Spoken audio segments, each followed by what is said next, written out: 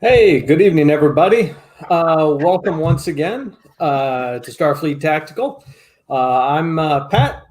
With me is Chris tonight. I'm going to be hosting again. Alec is in the process of moving, and we all know how much fun and enjoyment a person gets out of moving. So he's a little busy tonight. So having done it like 8 times in the last 10 years, I get it. So anyways, it's just Chris and I tonight. Hope everyone's had a great week. And Chris, how you doing tonight? I'm doing pretty good. How are you? Not bad, not bad. Just been working out on doing house maintenance and stuff all day today. So it's been very exciting. So as far away as you can get from spaceships and science fiction. How's the deck coming along? So well, it's coming along okay. So we're slowly making progress. So lots of measuring, cutting wood,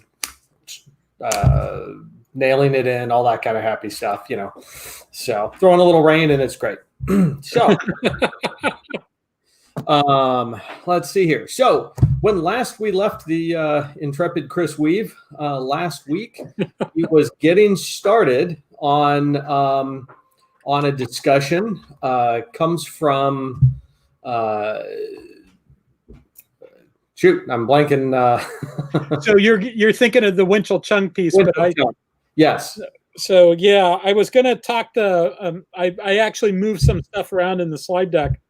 And then Alec told us he wasn't going to be here after all, and so we're going to, I think, skip the warps.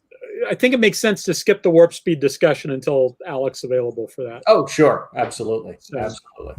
But so I'm trying to think of if there's anything else I want to start off with before we jump right into doing all that other stuff. I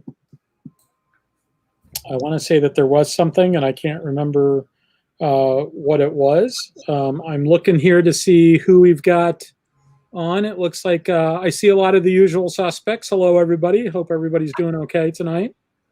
So it looks like we got 19 people watching, and it's looking pretty good. So I was looking to see if Michael Weir is posting. Somebody asked where the cat is. He was up here earlier. We actually have 72 watching across 6 different channels. You are only seeing the YouTube one. 6 channels? Okay. Yeah, so we're on my Facebook page. We're on the Axanar Facebook page. We're on the Axanar Fan Group Facebook page. The Axanar, the Star Trek Facebook page, sponsored by Axanar. We're on Axanar YouTube, and we're on the Aries YouTube Studios YouTube channel. So that's 6 different broadcasts being broadcasted to 6 different places. And I can even tell you, we've got 3 watching on my page, 2 on the Star Trek page, 2 on the Axanar Fan Group, 12 on the Axanar Facebook page, 26 on the Axanar YouTube channel, and 20 on the Aries Studio YouTube channel. So wow. There you go. That's how good this StreamYard software is, that it tells us that. So you got 75 people watching, so I'm going to get out of here. Give or take. So somebody said something like, "Oh, Alec is here," and I think what's going on is he's packing, but he's around in case there's a technical issue, etc. But he's frantically packing comic books and stuff. So he asked Pat to take over the sort of mundane duties of being the host, and so that works out okay. So. So all right, I didn't realize that there were that many channels. I thought StreamYard was limited to 3 channels, but it turns out that's not true. It does way more than that, which is good to know. Good to know. Yeah, definitely. So all right, so let's see. I was gonna go through some interesting things I pulled off of Winchell Chung's website. So I'm gonna go ahead to bring up the PowerPoint and do that. And then let me share my screen.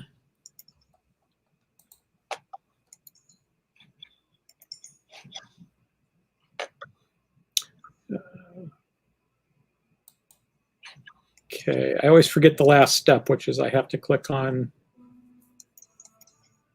Okay, I'm clicking.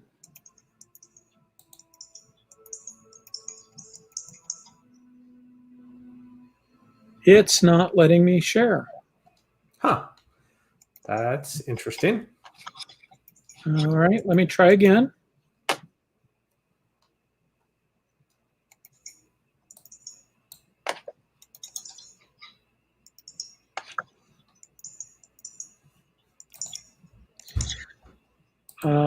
I'd be willing to bet that that's something that Alec has to turn on. Oh, yeah. I guess if someone's the... Can you share receive? Okay. Give me the ability to share. There we go. I'm just packing comic books. All right. So we started this last week. Hold on a second. There we go. Last week, I sort of showed that here the topics that I had sort of keyed up for last week. Of course, there was no way we were going to get it through all of that. We already did this, which was the useful observation from GDW's Star Cruiser about the tactical combat being about targeting. It's the nature of tactical combat, which is like I said, it's a very interesting little essay. And it's worth, if you go look for Star Cruiser design notes, you should be able to find it on the internet, because I put it on the internet like literally 20 years ago, and it's been up there ever since. So the next thing I was going to suggest was talking about warp speed, but let's do that when Alec's available to be part of the conversation. Okay. So instead, let's talk about Winchell Chung's ship design triangle graphs. So where this is coming from is the fact that when you're talking about surface ship design, and I will make the argument that this applies to universes like Star Trek also, that's a more general thing than just surface ship design, that it's commonly thought of that there's a trade-off between three different things for a warship. There's a trade-off between the amount of mass, the amount of displacement that you devote to propulsion, the amount that you devote to weapons, and the amount that you devote to defensive technology, which in the case of surface ships usually means armor, but it can also mean things like torpedo blisters when you start getting to the point of torpedo defenses, and compartmentalization, and all the sorts of things that keep your ship afloat when somebody's trying to make it not be afloat. So, so it's not just like how thick the armor is. Now, these obviously are not everything that goes into ship design. For instance, there's nothing in there that talks about fuel. So there's nothing in there that talks about endurance or habitability, etc. And all those things are very important, right? If you go back and you look at the World War I naval arms race between the Brits and the Germans, one of the things the Brits sort of discovered after the war, they always sort of wondered, like, how were the Germans able to get the level of performance out of the ships they've got? Well, the answer is that the German High Seas Fleet would have been more properly called the German North Seas Fleet, because they really designed a navy that was designed to be a garrison force, not spend a whole lot of time at sea, go out for a couple of weeks tops and then come back. Whereas the Brits had worldwide commitments. So they needed to design ships that could go to the other side of the world and have their crews living on the ships for 6 months, 8 months at a time. The Germans never had any expectation that anybody would live on their ships for that long. And so at least their main battle fleet. And as a result of that, they were able to do things like put the machinery tighter together because they weren't expecting to have to undergo maintenance at sea while in rough weather. They used boilers that really needed to be taken offline to be cleaned, for longer periods of time than the British boilers. The ships they had less space per person. They were just a lot less habitable, and they had a big shore establishment that could come onto the ships to help do maintenance and stuff like that. So they were able to sort of cram more into the same amount of displacement, whereas the Brits had the exact opposite problem. They could expect that any of their ships could be sent to the other side of the world. So you might make the argument that this really should include things like habitability and endurance, bunkerage, how much fuel do you carry on board, et cetera, et cetera. Yeah, maybe. I think you can kind of get the same idea by sort of subtracting that off the front. I'm not sure that from a simple perspective that it helps to add those things in as other things that you're graphing. But it might be worth trying to do that sometime. I may ask Winch if he's ever taken a stab at doing a 4-sided graph. The 3-sided graph works quite nicely, though. So as you can see, well, the only thing I'd say is just these are just your tactical considerations. Yeah, these are just the tactical considerations. The other things go towards, obviously, endurance, range, all that kind of stuff, or to other functions. So this graph might be the amount of tonnage that the ship devotes to these 3 things. Yeah, and if you're talking about a universe like Traveler, for instance, and you're talking about a battle rider, that other stuff is actually physically a different ship, right?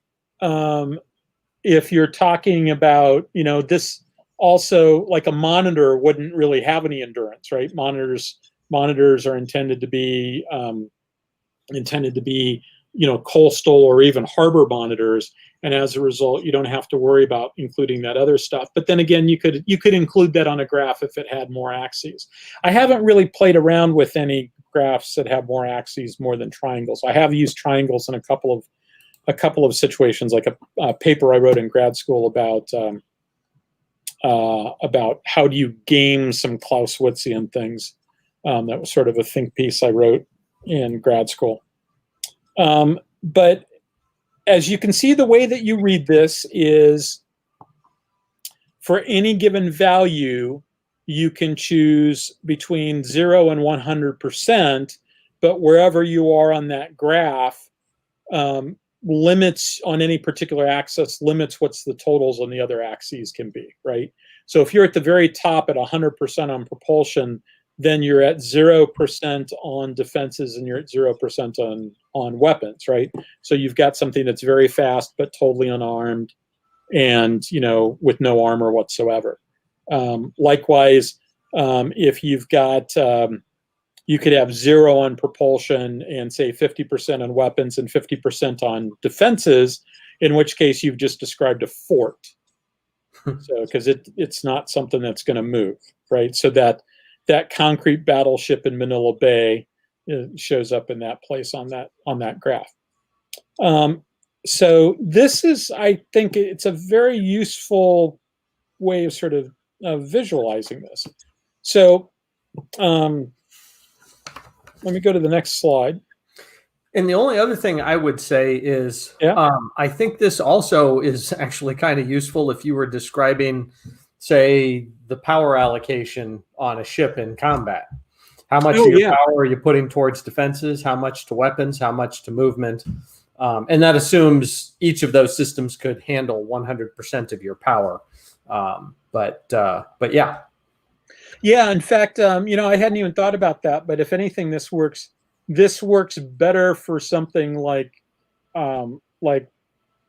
Star Trek, like Starfleet, a Starfleet Battles type game where you're allocating power. You could basically, you could have this as being your control panel, as a very simple control panel. Yep. Exactly. You could also limit certain ranges as what your tactical or what your design doctrine is. In fact, we'll get onto that a little bit farther down. So what are some of the implications of this? So let's take a look at this, right? So if you're looking at this one, within a given propulsion range, you can, if you're in one half of the triangle, you've got more defense and weapons, on the other half, more weapons and defense. You can do this for all of the axes based upon which one you're looking at. So like if you hold within a given, if you're looking at weapons, you get one particular set of triangles, etc. So you can use this as sort of a visual aid to help sort of balance this out. Let me go ahead and go to the next one. And the thing that I think is more interesting, which is that the one on the right, which sort of, helps you understand exactly where you are in any given thing. So you can sort of say like, okay, I don't care if this thing is slow, right? In which case you kind of want to be down in the bottom half of it. Or, I want something that's offensively very powerful, but I don't expect that it's going to have to be very robust, in which case you sort of stay away from that lower left-hand triangle. So let me go on to the next slide. So the one on the left is sort of expanding that analysis a little bit. And it's listing the 3 attributes in their order of priority based upon that particular thing. So if you're in that sort of light green one in the towards the top left, propulsion is greater than defense. Defense is greater than weapons.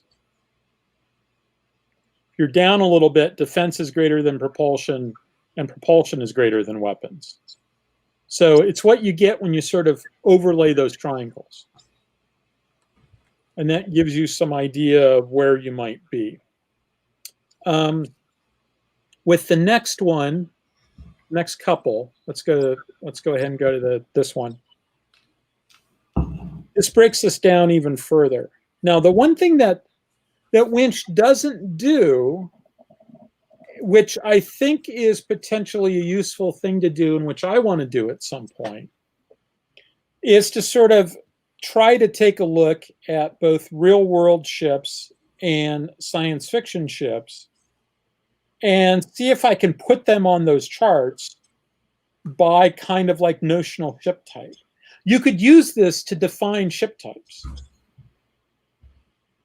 if you were for breaking down ships. What's the difference between a battle cruiser and a battleship? It's not size. The battle cruisers and the battleships were about the same size. In fact, in the British fleet, the battle cruisers were a little bit bigger. The difference was that they traded armor for propulsion plants. Like the British battle cruisers, the one class of British battle cruisers had twice as many boilers as the same generation of British battleships. And so you could easily sort of map that for any given size against these charts. And you could even go so far as to sort of define a doctrine based on that. Like if you're creating a background for a science fiction novel or some other property, if it fits in this category, these people call it a such and such sort of stuff.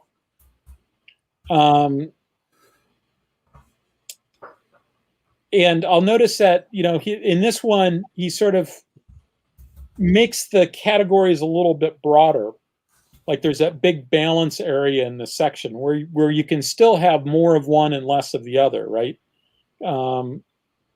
So it's defined by the 50% mark on all 3 values, but you can't have all 3 values be 50%, obviously.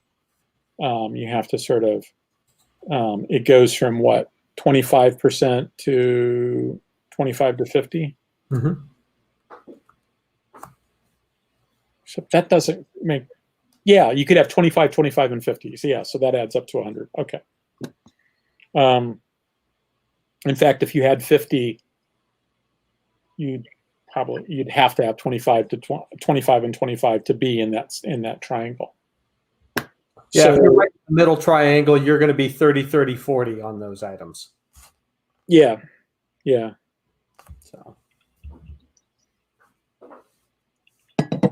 So, let's see. I think that's all I had for that. Let me take a look at the questions here.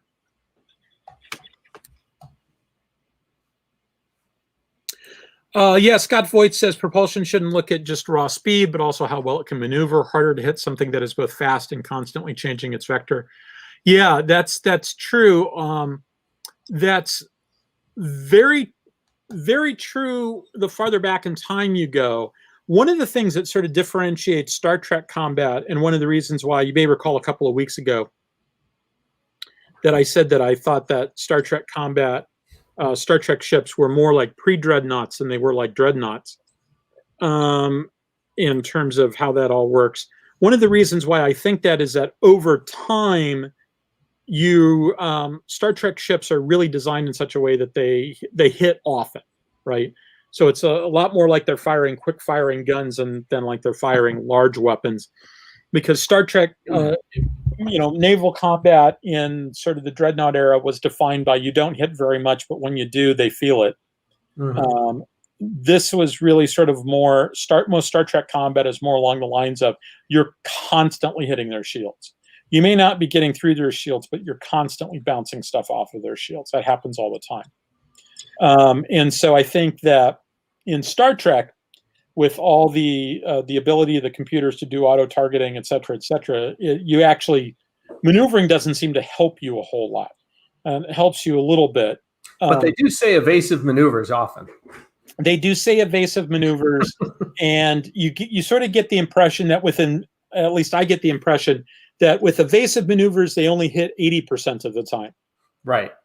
As opposed to 100%. It probably just means occasionally they're going to miss sometimes, The most effective tool you can have working on your side is clearly plot armor. But as it is, it seems like they really do hit a lot in Star Trek. Less so in other properties. Some, like you see a lot of misses in Star Wars. But you also, everything seems to be sort of manually aimed, so that doesn't surprise me. Right.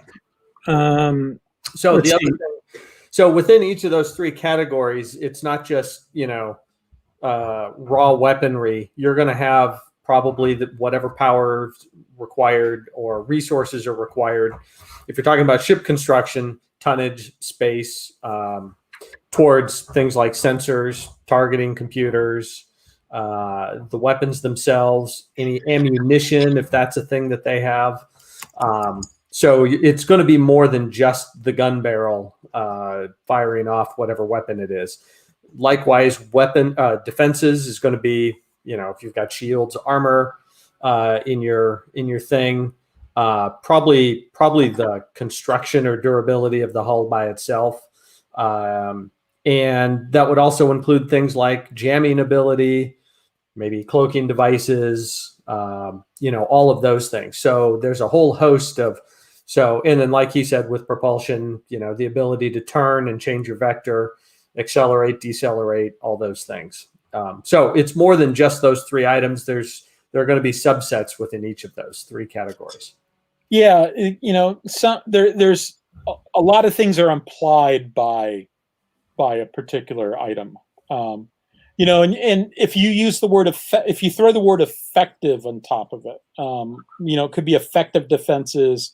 You could change weapons to offenses, although, some of those weapons are defensive, like anti-aircraft guns. Things get, you can have the biggest gun in the world, but if you've got another gun that you're more likely to hit with, you probably want to choose the one you're more likely to hit with. Mm-hmm. So, well, and wasn't it? And I don't remember specifically, but I think in the night battles in the Solomons during World War II, Guadalcanal fighting against the Tokyo Express.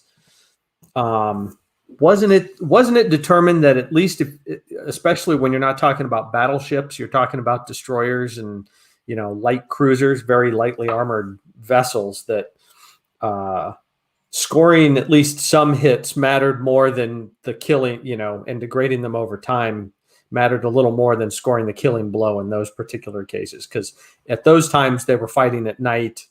They were fighting in a way that they hadn't really planned on fighting as much. The Japanese had planned on fighting more than the Americans, at night using hit and run attacks and stuff like that. So the night battles at Guadalcanal are really interesting. In fact, all of the early battles in World War II in the Pacific are really interesting, because one of the things that people really, really forget is that these guys, it would be a little inaccurate to say they were making it up as they go along, but everybody went into that war with, as oftentimes happens in war, everybody went into that war with doctrine that was largely theoretical. Mm-hmm. They really didn't have any real good experience on what worked and what didn't. And if you go back to Wayne Hughes's Fleet Tactics book, there's this thing where he does this calculation that basically is, okay, here's what they did in those early battles, and what can we infer by what they thought their weapons effectiveness was on the basis of what they did. And he basically comes to the conclusion that they originally thought that it took about half a carrier deck load to take out an enemy carrier. Mm-hmm. But as a practical matter, it was more along the lines of it took 2 carrier deck loads to take out an enemy carrier. Because it was just in actual combat, it was a lot harder to put ordnance on target than everybody assumed it was. When you're being shot at, it's harder to do it than like all that time when you're like shooting at targets, the targets aren't shooting back at you, right? When you're shooting at practice targets, the practice targets don't shoot back. So what happens if the practice targets are shooting back? Well, and in the Japanese case especially, the practice targets maneuvered expertly to avoid things like dive bombers and torpedo planes. They were very good at it because their doctrine, which turned out to be not quite as effective overall, but their doctrine meant that their carriers would maneuver. They would depend on maneuvering to avoid damage instead of anti-aircraft fire to avoid incoming damage, more so than the Americans. Americans tended to keep a tight formation and utilize their ships nearby, put up a heavier wall of anti-aircraft fire to minimize damage. Somebody was asking about the cat. So he came and he was clearly wanting, he was giving me the look, which means either pick me up or I'm going to come up and pester you anyway. So I might as well pick him up. I don't know if you've ever seen the Battle 360 TV series that I have. That first season that was about the USS Enterprise, there was a lot of things that I didn't fully appreciate until I saw it in that. Was there more than just one season? They did a Patton 360. Oh, that one. Okay. All right. Yep. So, but the Battle 360 was really interesting when they did the USS Enterprise. The 3 things that came out of that was, like all those battles were really close together and they were just trying to figure out what worked and what didn't. Mm-hmm. So that's the first thing. The second thing is that it was really personal for those guys, because that wasn't just the Japanese they were fighting. These were the assholes we fought last month. Right. And so there was lots of, right. We want to get those guys back for what they did to us last month. Yeah. And the third thing was, just like real estate, it's all about location. In Coral Sea, I think it was, one of the U.S. carriers was like a mile closer to the Japanese along the axis of attack. And as a result, every Japanese strike came in and went, "Oh, look, a carrier," and wailed on it. And Enterprise was just sitting back there with nobody molesting it. Everybody was attacking the other carrier, just because it happened to be a mile closer. Yep. Yeah, luck matters. Yeah. Okay, let's see. Joseph, Alec is listening, but he's busy packing. So he's available if we have a technical problem, but other than that, he's busy packing. So let's see. I'm looking at what else. Yeah, the cat really is kind of the boss around here.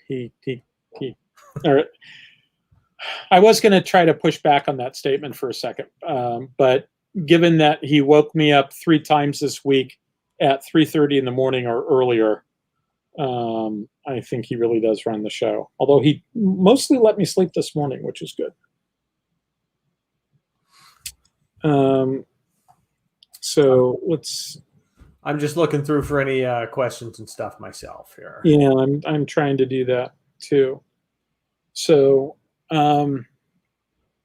Yeah, they talked about the long land. Someone mentions the long lance torpedo. Yeah, so for those of you who don't know as a whole, a tremendous amount, but the Japanese had one major advantage that the United States didn't count on in World War II, and that was called the long lance torpedo. And they would use it on their surface ships. And it had tremendously long range by comparison to any American torpedo, and a bigger warhead. I believe, at times it could pretty much knock out a cruiser with one hit, certainly a destroyer. So the Americans were, lining up in gun line formation and stuff like that. We were and the Japanese would come in under cover of darkness. And we had radar, but we really weren't that good with it just yet. The Battle of Savo Island, if anyone's interested in looking up, a real disaster. This was early after we had just landed in Guadalcanal. Battle of Savo Island, the Japanese came in at night in the dark. They drove right past the picket ship we had guarding a particular channel there. And it was basically a giant drive-by shooting. And they would launch the torpedoes before firing the guns. And, so sometimes the first time anybody, and then to add to the confusion, the Americans infrequently thought that they were, it was friendly fire, and that it was all a mistake. It's a real complex disaster. So there's plenty of books and stories about it for anybody who's interested. I'm sure there's even a YouTube video or two on it, but about those night battles. But if you want to learn about some interesting tactics and how people adapted to a changing tactical situation, they would try to take some lessons learned from the previous battle and get a little bit better at it. So very fascinating, very interesting set of battles to read about if anybody's interested. It's worth noting that Long Lance is a name that was made up by Morrison when he wrote his history. The Japanese, it's not a translation of a Japanese term. He wanted something to differentiate those torpedoes from like regular torpedoes. The other thing is that the Japanese were convinced that we were using oxygen torpedoes that had an oxygen oxidizer, like a liquid oxygen oxidizer. We weren't. We concluded that was impossible as a practical matter. The Japanese quote unquote, knew that we had done it, and so concluded it wasn't impossible, and so they did it. But it's really dangerous. It's really dangerous. So you're talking about the propulsion that the Long Lance eventually used. Yes, developed something that we hadn't done, but they had concluded we had done it. Yeah, and so by virtue of the fact that we had done it, they knew that it was possible, so they were able to figure it out. Oh, see, paranoia can be useful, can't it? Yeah, the power of positive thinking. But those torpedoes were really dangerous. As somebody pointed out in the chat, those torpedoes were really dangerous to have on your ship, because they were very, very, very even more dangerous than a regular torpedo was. And so you really wanted to get rid of those things as fast as possible. Yeah.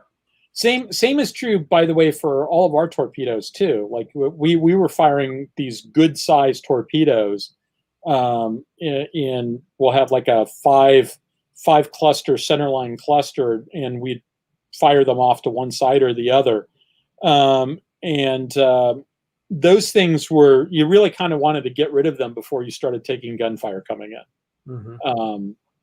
Are there any cases? Have you heard of any cases where basically gunfire hit a torpedo and detonated it? Was that ever an issue? Yes. I want to say somebody said the Japanese lost a cruiser that way. I know, which sounds familiar to me.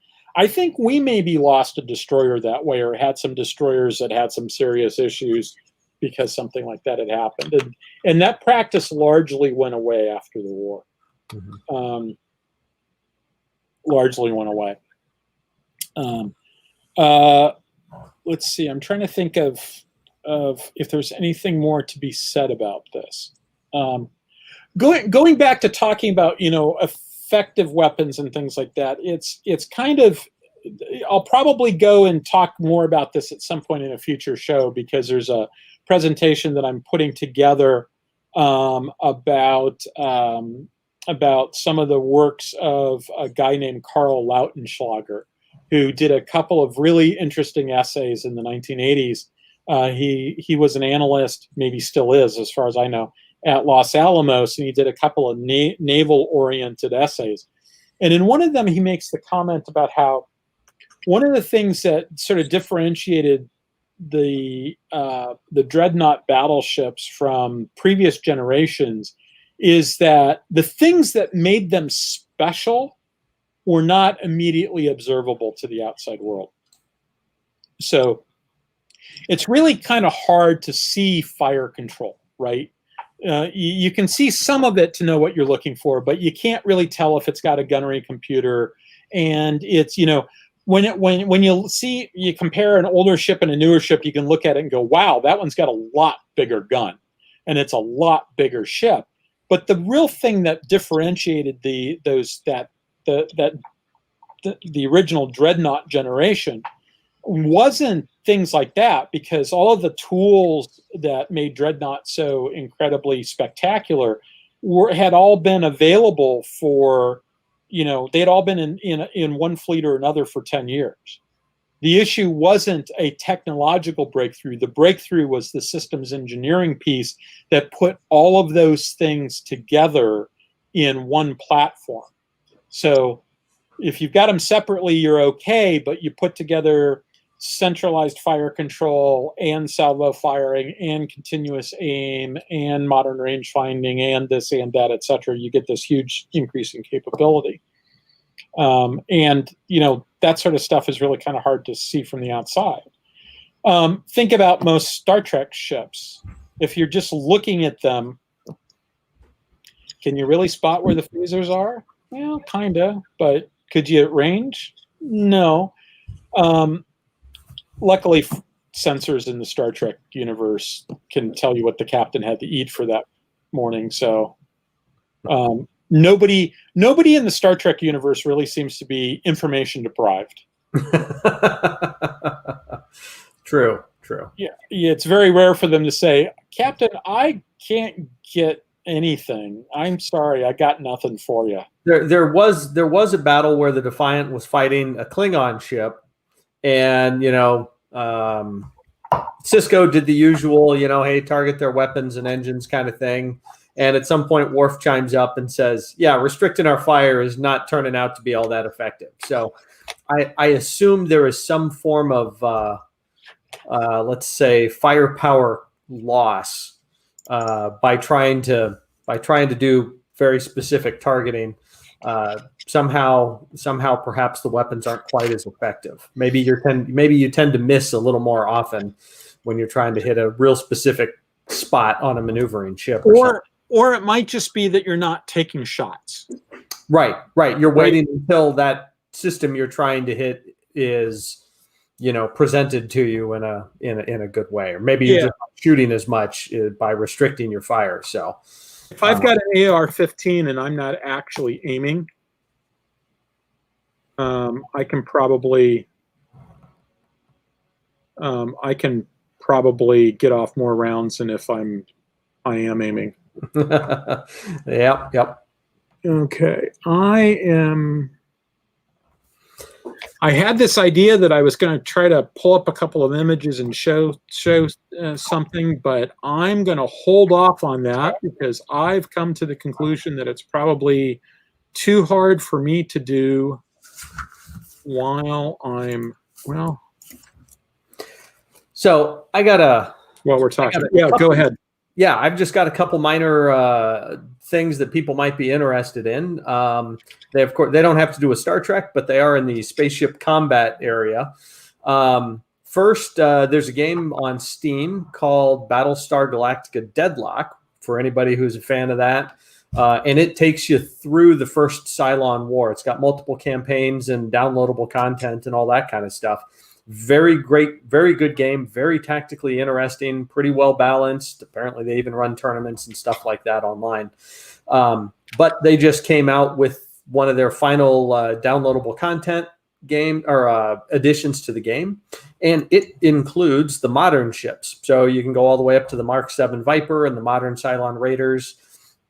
They added in the Pegasus, the Mercury class Battlestar, which is the Pegasus, and the Valkyrie class Battlestars, in addition to the modern Cylon base ship that we see in the Ronald D. Moore version, and an additional base ship and all that. So they've taken you up all the way from the first Cylon War all the way up to modern times. You've got like 15 ships on each for each faction to play around with. So anyways, it's very, very fun, interesting, tactically interesting game to play around with sometime for anybody who's interested in that. The other one that's coming out next week is Star Wars Squadrons. So for any old timers who were back in college who might have been a fan of the old X-Wing game, this will be X-Wing with real good movie clips and real good playability. The research I've done for it says that it's a simulation game. So it's not Star Wars Battlefront. It's not an arcade game. It appears to be an actual simulation that has, at least including more, all the different features that were in the original X-Wing game from way back when. So those are the new computer games that are out that people might be interested in. Okay. So there's a Star Wars thing that's billed as a simulation. Yes. It's not an arcade game. Okay. Okay. It's more of a flight simulator than an arcade game. Okay. All right.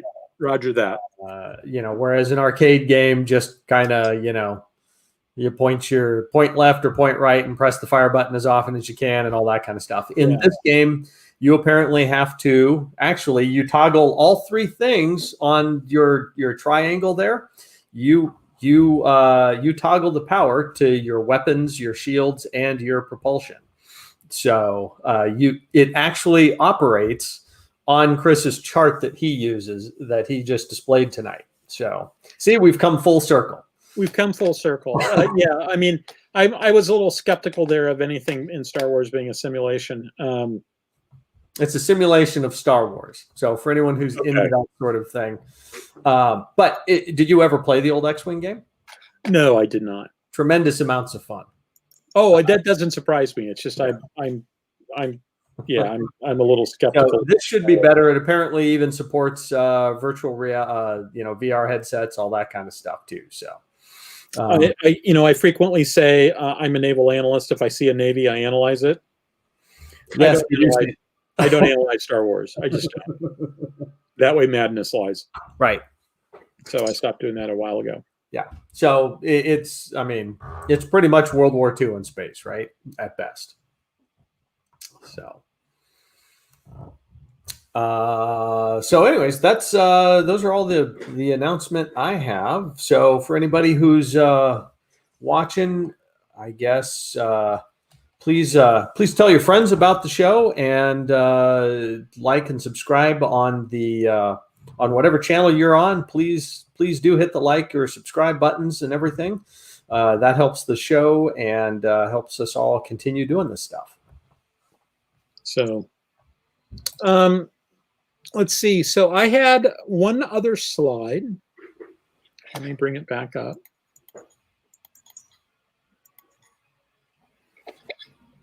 So I think this is an interesting question because I frequently hear people, there's discussions back and forth about whether you have stealth in space or not.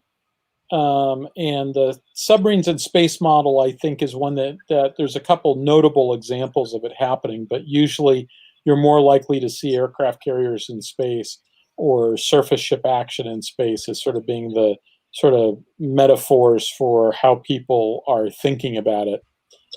Submarines in space is a potentially interesting one, but you don't really see that happening very often. But I think it's interesting what would have to be true for submarines in space to be the right model to think about it. You'd have to have some ability to avoid detection, because that's really how submarines work. Whether you did that by virtue of the fact that space is very big and you're just, you're stealthy, you're hard to be seen, or whether it's something like a cloaking device, that would be, there's a couple of different ways you can do it. But I'm curious as to whether anybody has any thoughts on that. Well, I guess you'd want to define whatever sensor system you have. I mean, are you limited by the speed of light, or do you have like faster than light sensing capabilities? Because I think the submarine in space, I mean, there's a whole bunch of different assumptions that have to be made one way or the other. But if you have faster than light sensing capabilities, then maybe this works better, because waiting on the visible light for a ship to get to you would mean it would be too late. It would be too slow. So if you have faster than light sensors, you could detect that craft far away, and they would presumably be taking measures to avoid that detection by the faster than light sensors. And so that would probably be a way to hide from faster than light sensors. This probably works. This might work. Yeah. There's a whole pile of assumptions that go with, what I just said too. There's always a whole pile of assumptions. Yeah. I've often usually when somebody talks about stealth in space, the idea that there is no stealth in space, my response to that is usually that even if that were true, and it's sort of a truism on the internet, but it's a truism that was mostly promulgated by people that don't have physics degrees. Not entirely, but mostly. And in the cases where the people involved did have physics degrees, there was like a pretty interesting discussion that took place on a traveler mailing list some time ago that got cited in other sources. That was specifically within a particular context. But even if you want to say that, if you got enough time, your sensor is going to find everything. The question is, the key thing is, do you have enough time? Right. So if your science fiction background is that I have to come in from far out, right? Like I've got a jump point and it's out beyond the orbit of Jupiter. And so I can go basically between, Alpha Centauri and the Sol system in the blink of an eye, but then it takes me 2 weeks to get to Earth from there.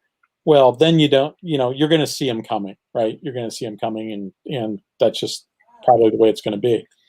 If it's the case, though, that would also apply to a Star Trek situation where you're not necessarily going to come blazing in, especially into a system that has a lot of infrastructure and ships in it. You're not going to come blazing in at warp 11 because there's stuff you can run into. And so traffic control probably says that you're not going to do that. And Star Trek sensors are ridiculously good to begin with. So no stealth in space there. You're going to see people coming. If I've got a tactically useful FTL drive and my sensors are limited to speed of light, it's not really that they can't detect me if I sit still. It's that I'll never sit still.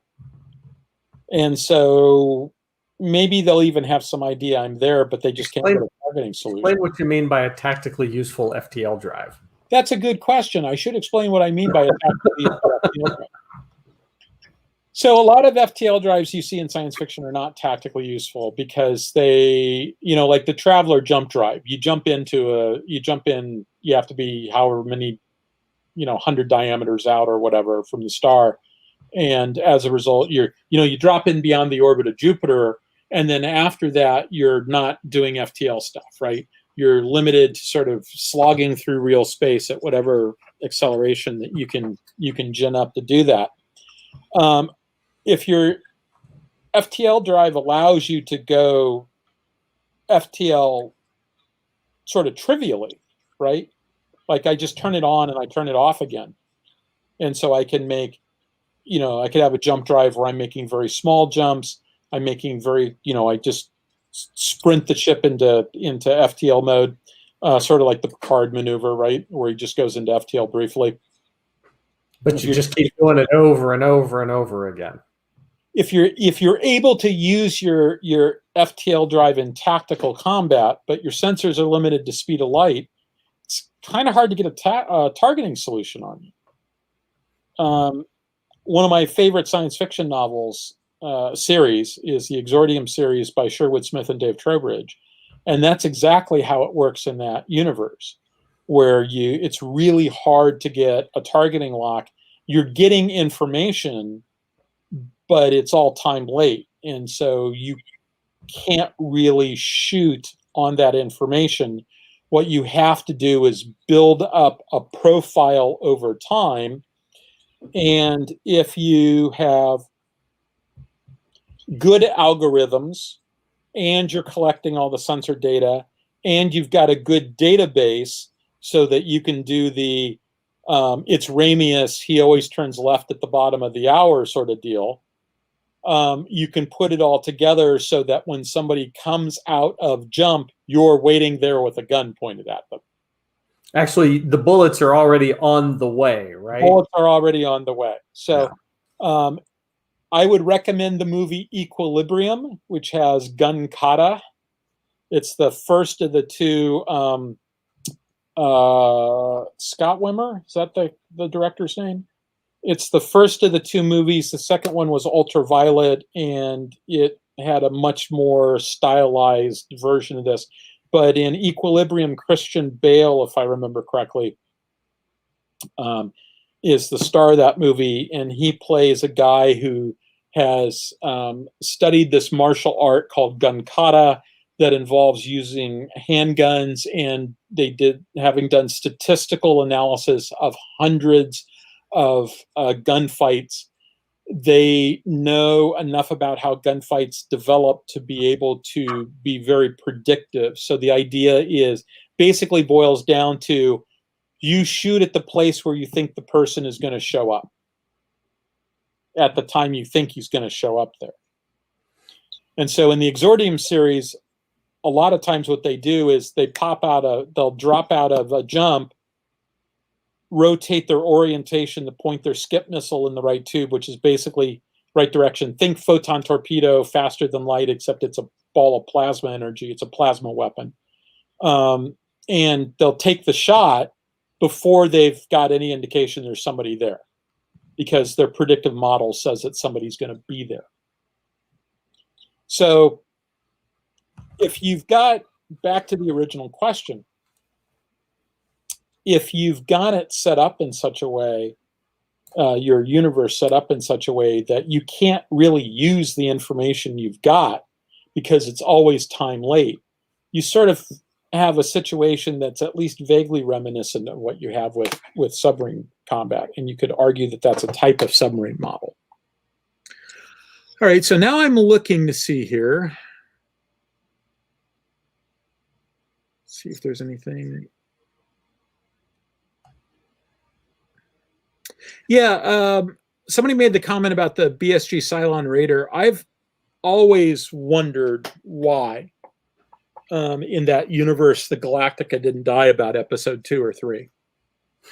Because it seems to me the enemy ships have nuclear weapons and tactically useful FTL drives and a resurrection capability, which means that there's absolutely no reason whatsoever not to be a kamikaze.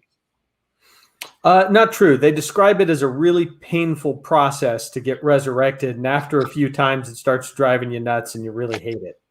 So, Okay, well, okay, yeah, but still, if you can win the war by doing it one more time, you probably would. sure, if it was that simple. Yeah. More common. We have one instance of a lot of suicidal people flying suicidal airplanes into navies, and it didn't work out. So Right, but in that case they don't get died. me wrong. There's plenty of reasons why the Cylons were more powerful than one old Battlestar, but Yeah. And I actually, if they'd actually known what the plan was in advance, they always said they had a plan, but when they finally showed it to us in the movie of that name, it turns out it was really kind of dumb. I'm not sure I was able to figure out what the plan was. But I need to go back and rewatch. Yeah. But if you have, I would love to have seen an episode take place maybe around episode 6 or 7, where they've got a chance to sort of sit back and catch their breath about all this stuff. Because one of the things that people forget about that show is that, we're seeing it over a period of weeks, but like the first season is like the first 10 weeks after the attack. So it's just one thing right after another. Boom, boom, boom, boom, boom. So if you, once they got a chance to catch their breath just a little bit, I'd love to see a conversation between Adama and Ty where one of them says, "Why aren't we dead yet? Because given how badly they outmatch us, we should be dead. Why aren't we dead yet?" And have the fact that they're not dead yet be sort of the thing that leads them into realizing that there's something going on that they don't understand, and that they got to figure that out to figure out what's going on with the Cylons. Yeah. So Phil Banks, he mentions in here that Ronald D. Moore has gone on record as saying the line "they have a plan" was his biggest mistake in the entire series. So yeah, I can see that. It would have been okay if they actually did have a plan, as opposed to this, we're going to make it up later. Yeah. There's a couple of series that have done we're going to act like we've got an idea, but we're just going to kind of make it up as we go along. And as near as I can tell, the 3 series that come to mind on that off the top of my head are Battlestar Galactica, Lost, and X-Files. And I think X-Files is really the only one where you can make the argument that it kind of worked. Mm-hmm. Yeah, I didn't really watch the X-Files, so I kind of watched the X-Files. I didn't really watch Lost. Yeah, I haven't seen that either, actually. But from what I understand in Lost, they made it. They killed the pilots in the first episode, so I lost interest. Yeah, they kept throwing stuff in to make it seem like there's this big idea that they were working towards, when in reality it's like, let's just put some weird shit in and we'll figure it out later. Yeah, it's dangling a carrot to get you to watch the next week. So yeah. Hey, one person mentions in here that gravity would make a detectable wave. At what speed does gravity travel? I believe that is at the speed of light is the current thinking on that. So yeah, and as Andy mentioned, I think we have satellites that can detect that now. So, but I don't know the state. I don't know the actual state. I would look that up on the internet, and I'm sure Wikipedia would have the correct answer. Yes. As Pat alluded to the fact that there's been a 3-way conversation, well, mostly a 2-way conversation with me just sort of watching it, between Andy and Pat and I today, Andy Presby and Pat and I today, about what exactly is the observable signature of a jump in Battlestar Galactica. As in, how detectable is it when a ship jumps into a system and stuff? Obviously, if it's right out your window, you can see it. But if it's, say, outside visual range, or the other end of the star system, are you going to detect it or not? Yeah, and I think, I think I remember seeing that there's generally sort of a bright flash that happens, but Yeah. the question is, how big a deal is that? Right. How far does that actually go? So, and one of the other things Andy had mentioned, they had, what is the Blackbird, the stealth reconnaissance ship. Well, presumably it wouldn't be that stealthy if it appears and it's immediately detected and shot down. So I'm guessing that that was good further evidence. I think that the flash is really small and not really any more detectable than the ship that just appeared there. Well, although the response to that, which I didn't give earlier today, is that's a really small ship. It is, and yeah, and maybe the flash is exponential. Who knows, right? How detectable something is goes Even up. If it's straight proportional, you've got the thing that's 30 feet long versus the thing that's like, how long do we think a Battlestar is? It's 1.44 kilometers. Yeah. Give or take a meter. The fact that you know that is so scary. Actually, it's the only reason is I was just looking through this book the other day, yesterday. Oh, that's the new one from Eagle Moss. Yeah, mine is sitting on my couch, but I haven't actually really looked through it yet. We were having a little discussion about that, and let me see if I pulled that up right there. So anyway, 1.44, and then we've got the Pegasus down there, and it says 1.79 kilometers. So for the Pegasus, so apparently it's official. Eagle Moss is never wrong. Yeah, I'll tell you. Just as we're nearing the end here, and you guys are welcome to continue, but I'm going to tell you two quick stories here about Battlestar. Since you've been talking about Battlestar Galactica, Battlestar Galactica. One is I was on set. I was working on set for 3 months, and it was the 3 months that they were filming the plan. And I've told the story how one day I had to give Robert Picardo, the doctor from Voyager, I had to give him a tour of the facilities, him and his friends, a tour of the sets and everything, because his friends were big Battlestar fans. Anyway, we're walking by one of the stages where they were filming, and Dean Stockwell walks out. And Bob Picardo was like, "Oh my God, that's Dean Stockwell." He says, "Hey, Alec, can you introduce me?" So, okay. And I'm like, "Yeah," because I'm a big Battlestar guy. So I walk over and say, "Hey, Mr. Stockwell, I'd like to introduce you to Bob Picardo. He's, an actor as well." And or whatever I said. And Bob introduces it. "Hi, my name's, Bob Picardo. I'm a big fan." And Dean Stockwell had no idea who Bob Picardo was. Mm-hmm. None whatsoever. And at that point, Dean was a little, I don't know. I mean, he smoked a lot and all. But anyway, I thought that was funny. But the other thing on Battlestar Galactica was the first day I got there, I got to walk through all the studios. They showed me through all the studios and all the sets. And we're walking down the corridor, and then they go, "Okay, well, let's go to the bridge." And the bridge was next door. And I go, so we go to the bridge, and I'm going, "Okay, wait a second. How did you shoot the scene in the first episode, in the pilot, where you track all the way down the hallway? You're tracking Adama all the way down the hallway, and he goes down the hallway and turns right into CIC." I said, "How did you shoot that? Because that set's over there." And it turns out that all the sets were built on North Shore Studios in Vancouver for the pilot. And then the pilot was over. They literally took all the sets, put them in storage. And when the show was renewed, they went to Vancouver Studios on the other side of on Vancouver proper and rebuilt everything there, and obviously separated those two sets. Oh, okay. But I think the idea, when you see these sets, you realize that they tore all those sets down, put them in storage, and then rebuilt them again. That's Hollywood movie. Like a lot of work, yeah. Did they do it during a tornado? I don't think so, because I don't think they get many tornadoes in Vancouver. Okay. One of the advantages of Canada and not Kansas. or Atlanta.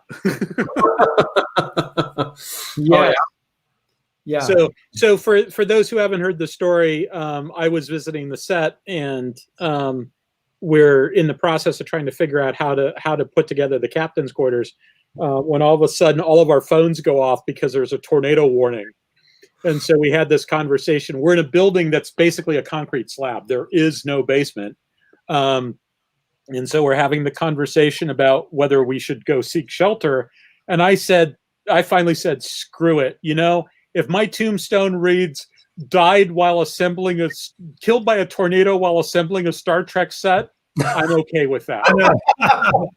At which point we stopped talking about the tornado and we went back to work. And ironically, yesterday we disassembled the bunk portion of that set. We just moved it to the side because we need that. We're renting out that space. But we were talking about that day when we all put that set together. We put it all together, and then we went, oh shit, we're about 8 inches too far in this direction, and we tore it all down, and then we put it back together again. And we still built it in the wrong spot in the studio. We should have built it farther over. But anyway, the problem was that we thought that the set was a square, and it wasn't a square. Yeah, it took us forever to figure out that it's a pie piece, right? Because it's a saucer, so it's a pie piece. And so all these walls that we thought were parallel are not parallel. And when we stopped trying to make them parallel, everything fit a lot better. And you were like, oh, wow, this actually works.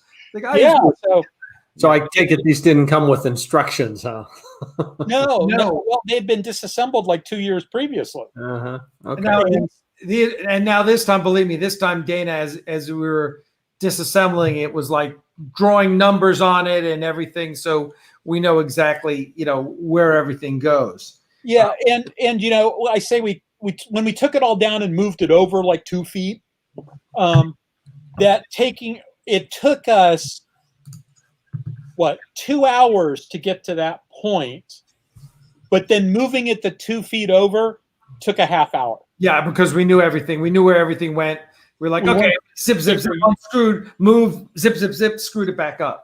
Yeah, and so that was pretty much a well-oiled machine at that part. We weren't having to go over to the other side of the space and go like, all right, what's this thing? Where do we think this goes? Yeah. Well, and at the October shoot last year, I had Steve Dixon and Paul Osborne spearheaded, literally cataloging every set piece that we have, every wall piece and wall panel and everything, which will come in handy when we move and build the new studio. Because we're already talking about how big a studio do we need and what sets can we build and so on and so forth. And of course, we're also eyeing making all the sets interchangeable. Not interchangeable is the wrong word. We want to make it so that we can add pieces to the sets to get different looks. For example, when we're talking about using this for the Orville fan film, we're like, what can we do to the bridge to make it look different? Well, different captain's chair, different pilot's console, take out tactical and fleet ops, put in, certain bulkheads and things like that, besides changing all the monitors and what have you. So we're thinking of those things as moving forward to be able to give different looks to these sets. So I've been watching the Orville recently. I watched the first 3 episodes of the second season by accident. I thought I was putting in season 1, and by the time I figured it out, I was on the couch with a cat taking a nap on me. And then I've watched, I think, the first 5 episodes of season 1. There's a lot to like in that show. I really like their display. I'm going to go to the very minor little thing first. Their computer displays, I think, are much more functional than what we see in, say, Next Generation. I love the sort of overall aesthetic of those Federation displays, but oh my God, it would drive me crazy if I actually had to use a computer that displayed data like that. Mm-hmm. It's like the most inefficient way possible. Whereas I think the Orville displays actually look like they're pretty functional. I concluded I can't say enough good things about the Orville. I really do like it. Mm-hmm. Yeah, it's a great show. When does season 3 start? Next year sometime. Oh, really? We've already been waiting a year. That's ridiculous. So Pat, I don't know if you've noticed, but there's a pandemic. Well, and everything yeah, shut down. I suppose. Yes, I know. We get to wear masks every day in the sim, so that's joyous. One of the things, I spent a week in a secret vault this past week, having to wear a mask the entire time, and most of the time not violating the number of people who were in the room, who were supposed to be in the room, most of the time. I did notice that there's one episode that has both Robert Picardo and John Billingsley. Is that Yes, John Billingsley. Yep. And Robert Picardo plays a doctor. That's a great episode.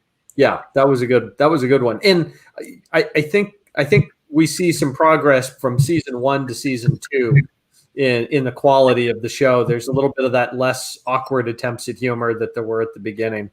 Once I interpret that as they had the show and it was working, and so they didn't have to lie to Fox anymore and tell them it was a comedy. Right, exactly. Well, I think also the second season, I particularly like the fact that they toned the comedy down in the second season. Yeah, exactly. I mean, there's usually still a couple chuckles in an episode. Oh, sure. But you're not just doing gags for the sake of doing gags. So exactly. So awesome. Well, good. Well, listen, thank you all. We appreciate it. Pat, thanks for hosting tonight. That was awesome. Any idea what we're going to talk about next week, guys? At this point, no. Chris and I will have to sit down and talk. I don't know if there's anything in particular that somebody needs or wants to know. We can go through that. But no, Chris and I will have to sit down and talk and see what we can come up with. We've kind of run through a lot of stuff, so we'll figure something out. All right, and I'll let you guys know, Patrick, you may host again.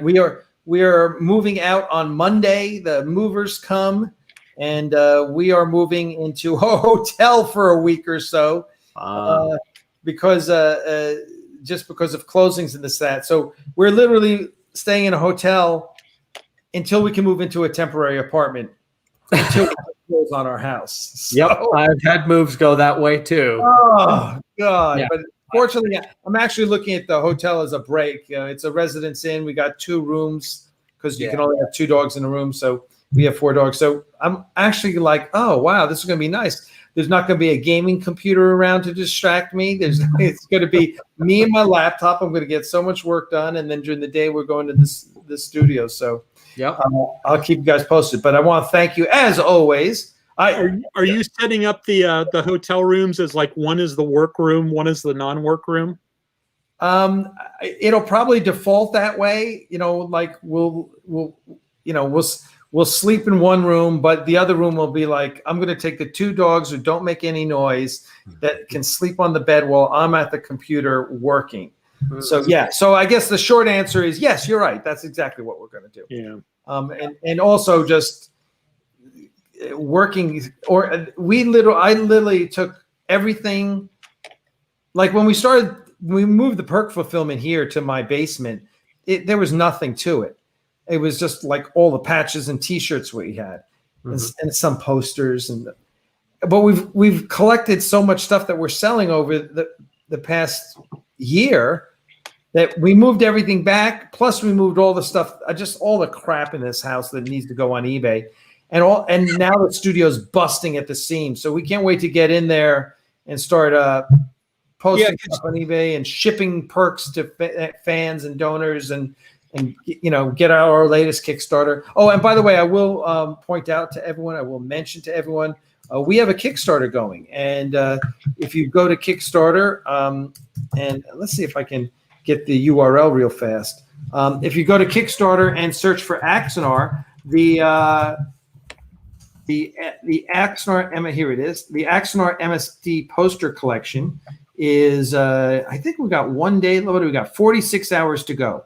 And we're just shy of $5,000 on it. But take a look, if you will. Here, I'm posting the link. It's all the MSD for posters, 11 by 17 inch posters for all the other ships. The Triton class, the Magellan class, the Korolev class. There's 4 posters, a top view of the Korolev as well. You can get the Ares and the Geronimo, which we issued previously, and also 2 posters of monitor graphics from the bridge. So it's all really cool stuff. All the money goes to support the studio. So please take a look at that, and please support us. There you go. And thanks so much, guys. Chris Weave, as always, you are the mastermind. Patrick, thank you so much. How's the training going? The simulating going there, Patrick? Oh, it's great. I mean, that's the best job in the world. So yeah, I love this. I love the job. Yeah, no, get to train students, train new students, get to train the and then work with some of the older hands, and sometimes get to learn something from them. So yeah, it's a great job. Love it. Awesome. All right, guys. Thank you so much, everyone. We will see you next week, Saturday, for Starship Tactical. Tomorrow we get back to there may or may not be, because I'll be moving Axanar After Dark tomorrow. I'll let you know how far behind I am. If not, we'll notify you there. So thank you so much. And to Baba David, will there ever be a new Axanar? Yes. We are working on it. We have shot 3 days so far, so it is coming out next year. So stay tuned. In the meantime, thank you everyone for your support. We look forward to seeing you guys next weekend for Starship Tactical. Thanks so much. Take care. Take care. Bye, everybody. Bye, everybody.